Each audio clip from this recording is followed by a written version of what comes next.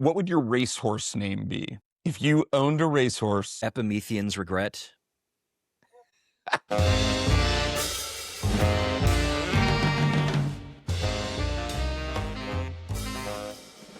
Hello, and welcome to Expected Own Goals, sliding into you harder than a Bianca St. George tackle edition.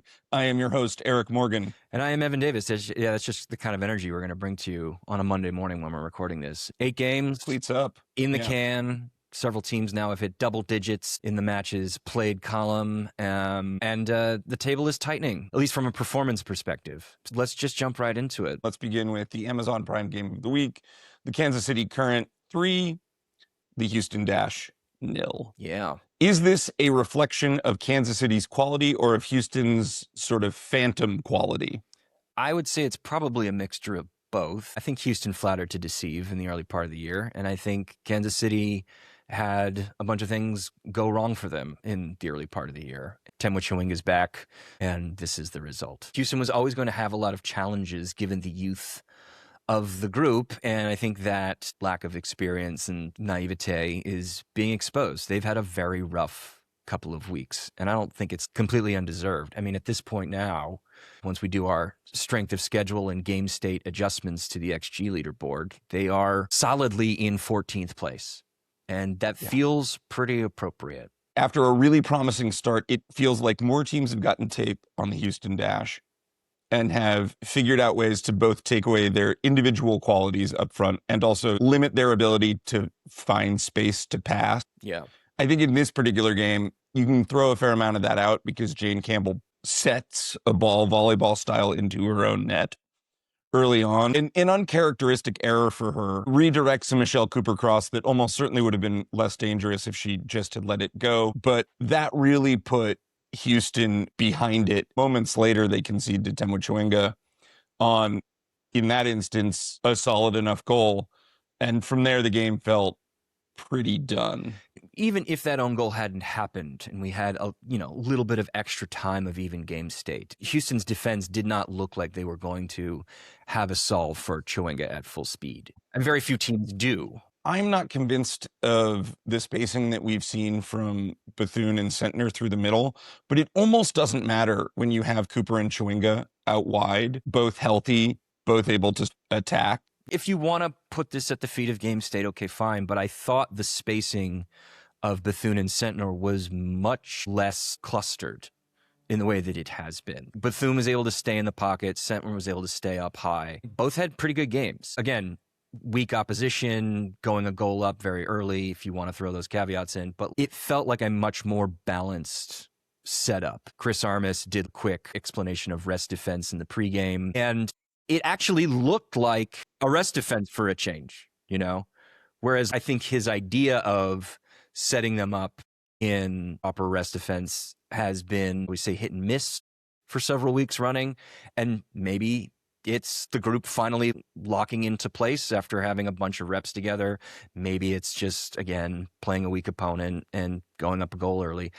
But this looked like a logical version of Kansas City in 2026, as opposed to like some of the games we've seen from them in the past. This is only topping last week's performance, the most Kansas City 2025 performance we've seen this year. It's no real surprise now that with the absence of Debinha, Armas is forced back into a 4-2-3-1, and a 4-2-3-1 creates more natural spacing for all of the front four attackers. And now that Bethune, as you correctly point out, is dropping a little deeper but still the lead midfielder, she's finding those pockets of space, which is opening a lot up. I'm still not convinced of Sentner at the 9, but that's beside the point if you have Cooper and Chewinga, who do a lovely job of providing more than enough attack from out wide. On the Houston end of these things, it's going to take investment. It's going to take time. I don't think they've got a lot of the pieces wrong.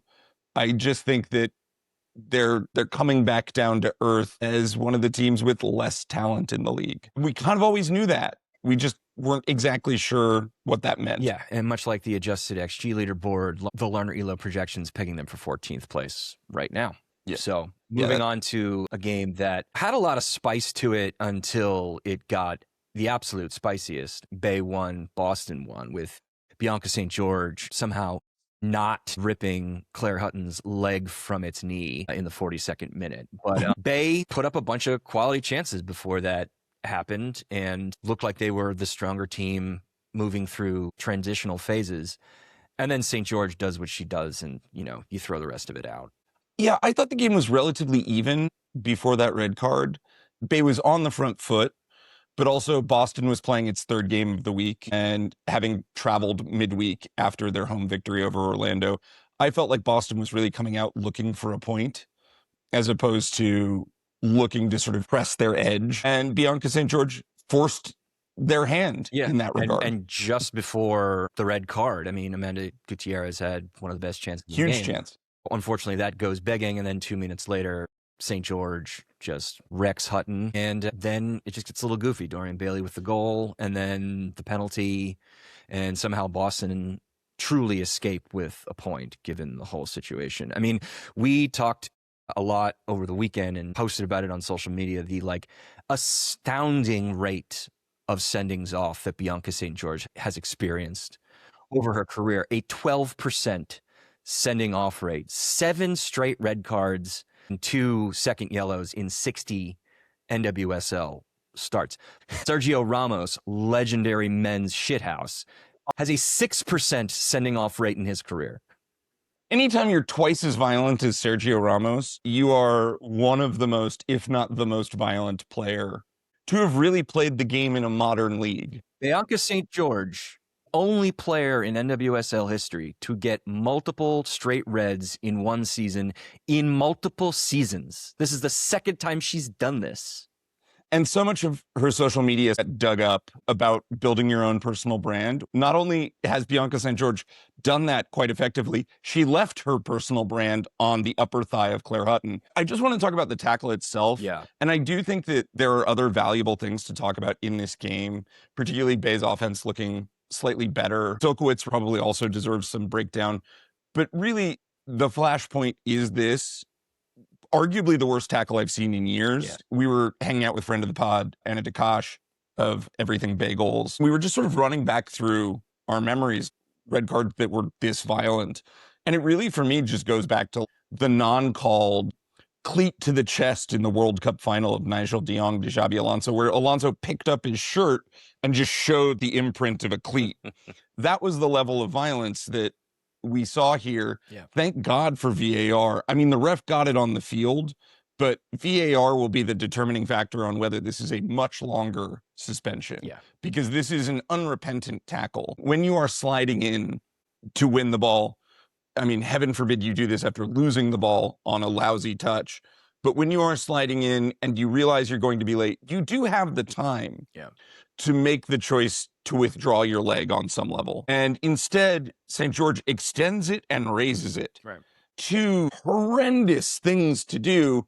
And then she makes full contact and the trailing leg is scissoring. Right.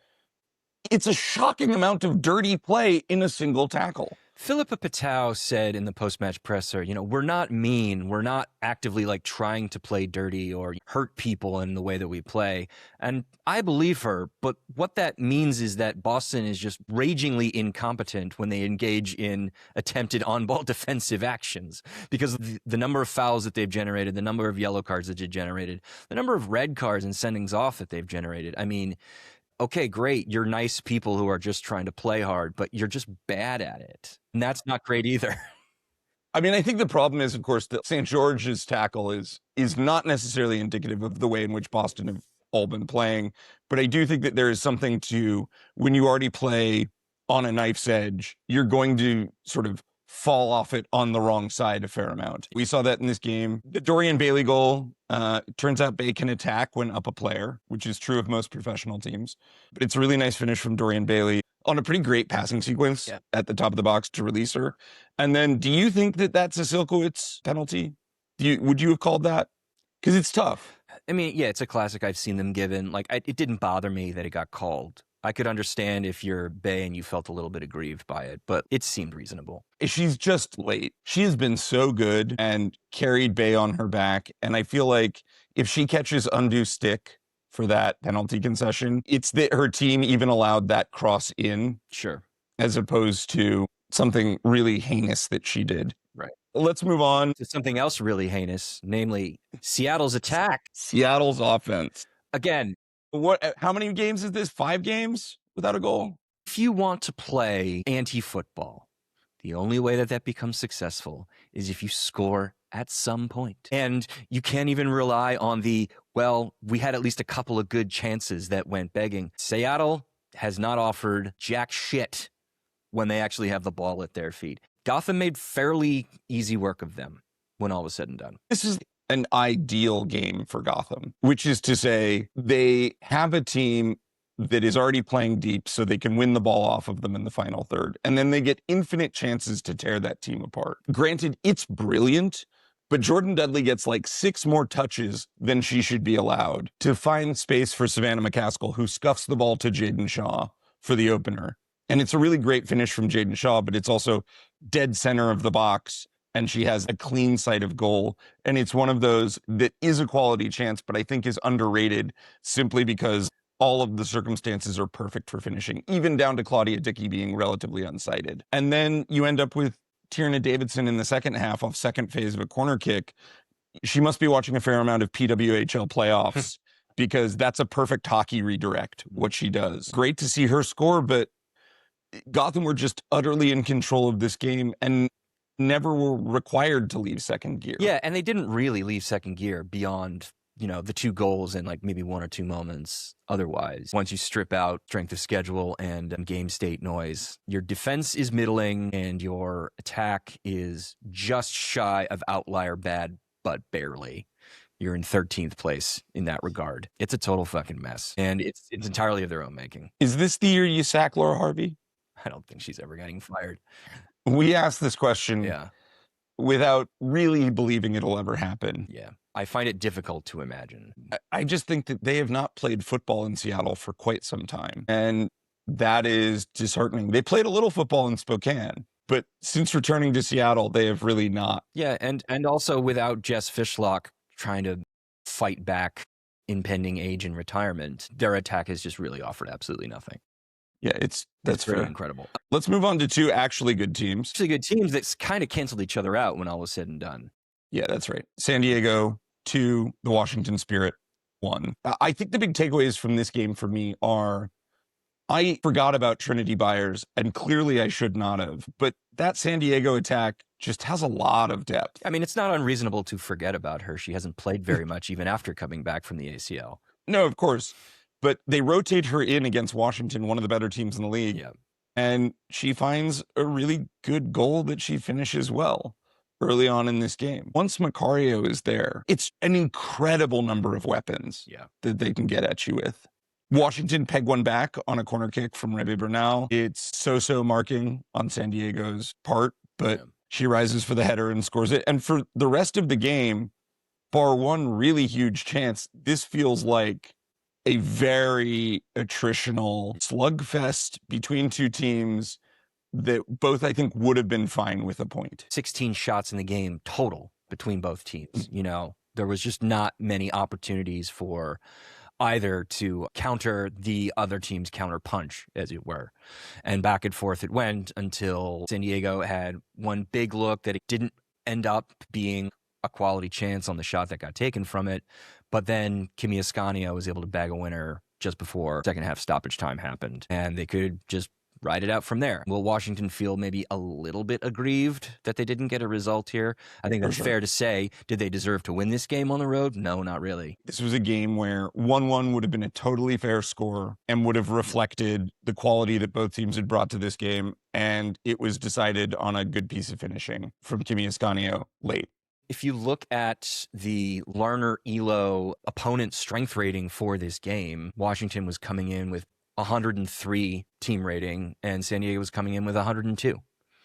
They were 2 of the most evenly matched teams playing at the weekend, and they were both very good. Like, this could be an NWSL championship. That's not out of the realm of possibility. It's these 2 teams facing each other, and this is what often happens when teams of relatively equivalent strength and also a very high technical ability show up. It's just unstoppable force, immovable object, bing, bang, boom. So if you go to Denver 3, Orlando 1, a lot of contingent circumstances, I think, probably allowed for this result to occur. Orlando was on a 3-game week. They played on the road both midweek and in this game. They're playing at altitude. A lot of things were stacked against them. And of course, Angelina's sending off didn't help anything, but their backs were against the wall long before that card came out. Normally, if you have a 3-game week and the last 2 games of that week are against expansion teams, you'd feel pretty good about what is happening. That the expansion teams are in Boston and in Denver, and that you have very little rest between them, and that you're catching altitude is the 3rd game. Yeah, that's really brutal. That said, Orlando was behind it basically from the jump. Yaz Ryan had played 2 very dangerous corners that were just a bit high initially. And then on the 3rd corner finds 5'10" Melissa Kussler, who heads the ball to 5'11" Eva Gaetino. As Silves had said to us in preseason, they're just giants. Yeah, they're big. And this felt like really actualizing on that in a way that Orlando just couldn't deal with. The Gaetino chance alone is like a 0.8 chance from dead red. Our model has it pegged down to 0.47, but it's because it's a volley. But it's a tap in from point blank. And then Janine Sonis grabs her 2nd brace in a row. She looked great. You got a lot of quality.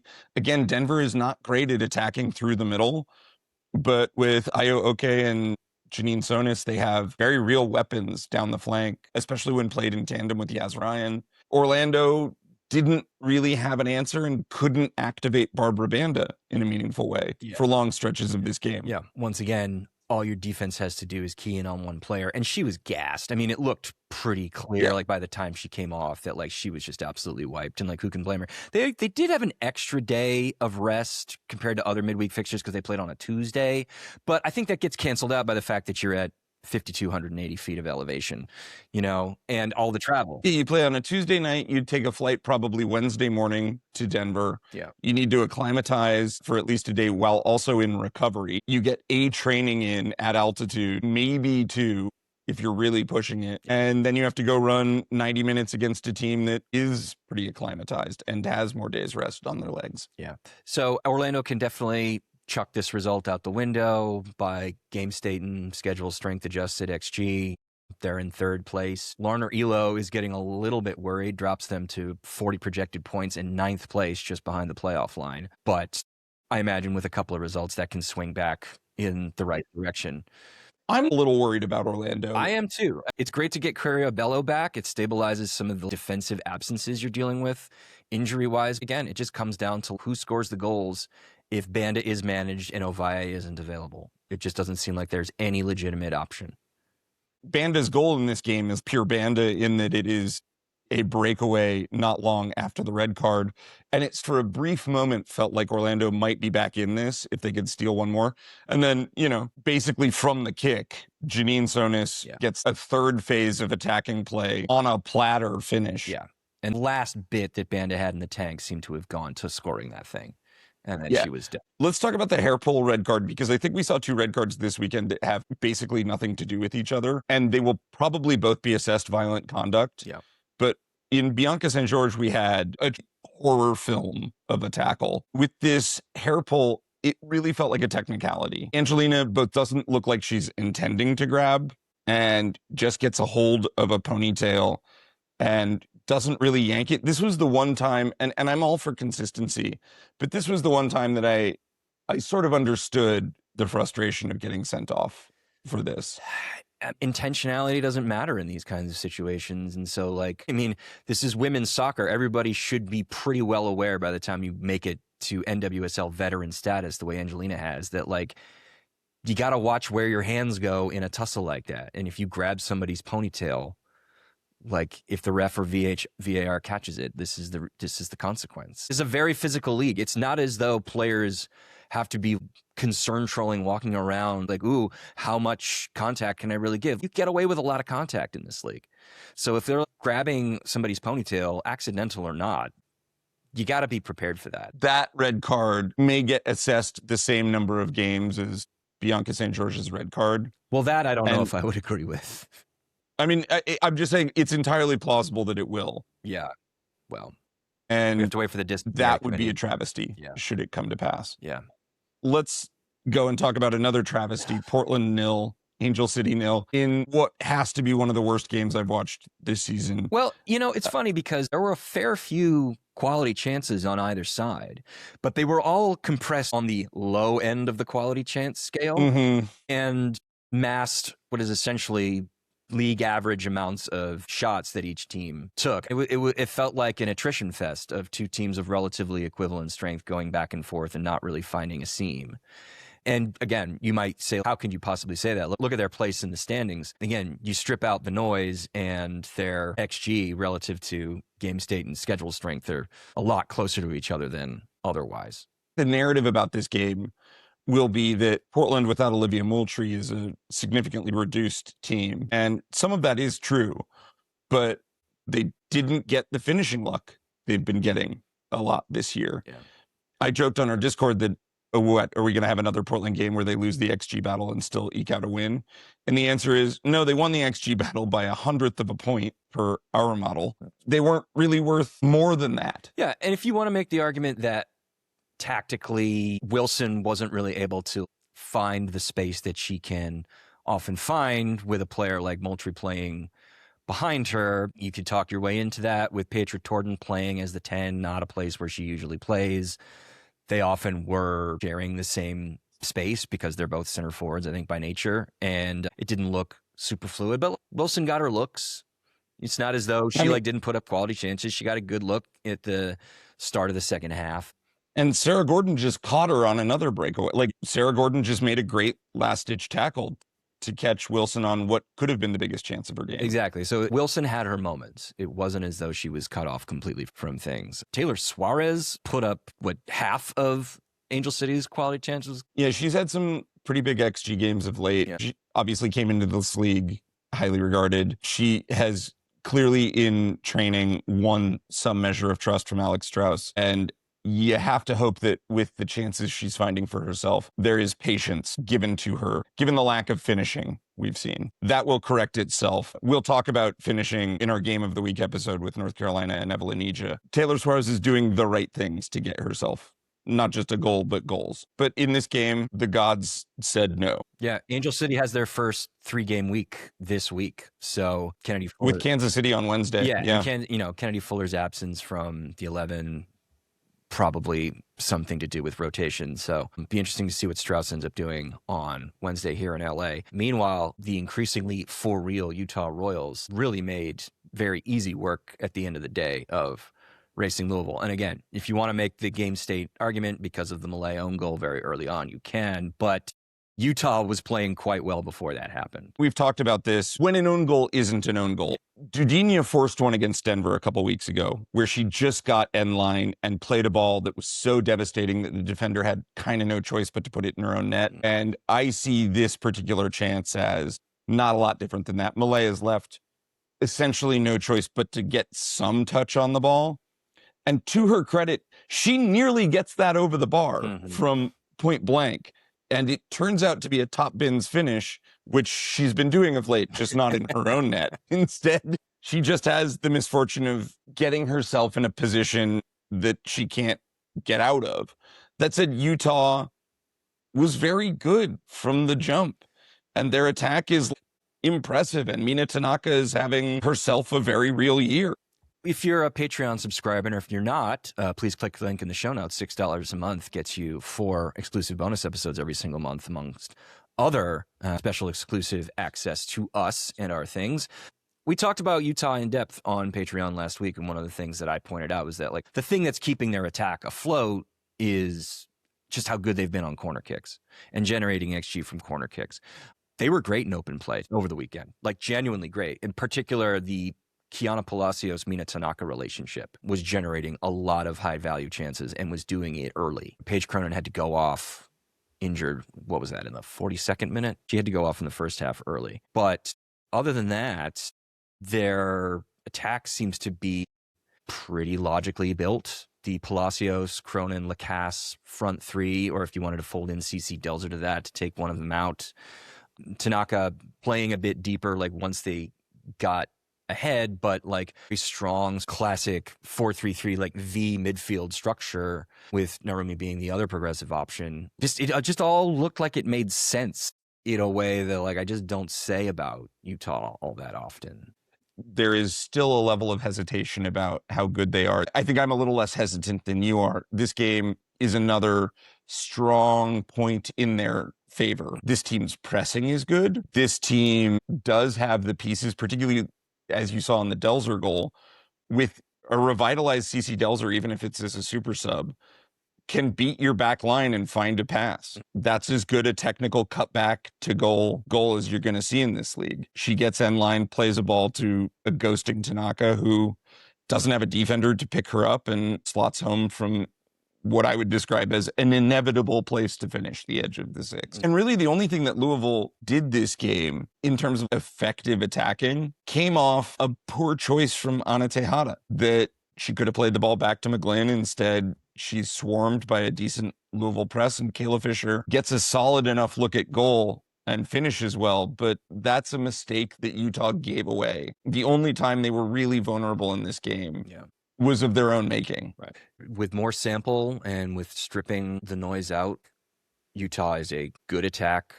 Even beyond the Mia Justice, Mandy McGlynn shot-stopping pairing, they're actually becoming a very, very good defense. And now they're projected to be 6th place by the Larner Elo model. They are in very, very comfortable position, and especially with all the points that they've banked.